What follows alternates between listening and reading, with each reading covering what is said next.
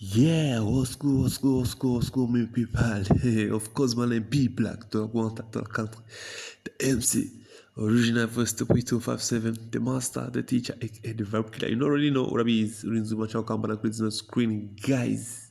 Urinzu nyumba cha ukambana kuri zino screen, guys. Umenya ko ari bishasha, trend, update, na news, guys. Ati guess what? Ariko bwa mbere na mbere manza kubabwira mu very sorry twaraburanye.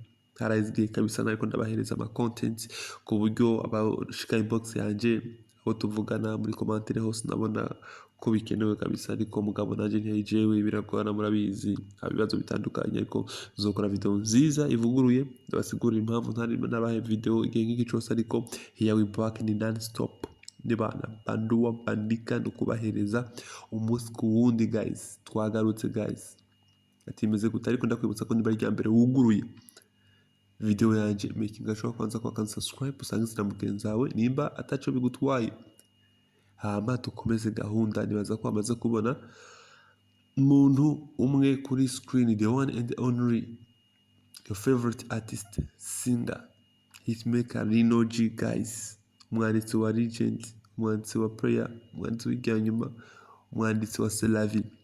Narababwiye ati umuhungu murabire kure, umuhungu afite strategy mbi cyane gose zirenze guys, zivuna.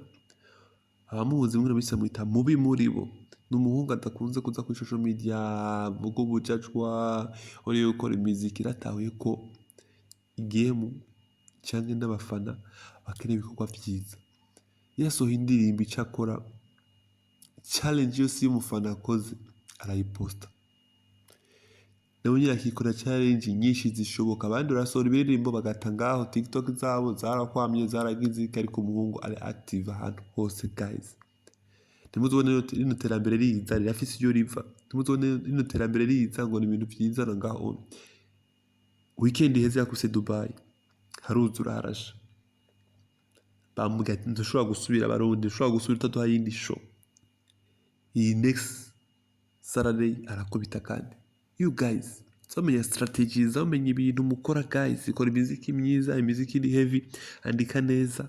Utabishoboye bakwandikire, utange credit ko bakwandikiye. Ibintu byo kwigira abantu mwarenganye guys, mubireke.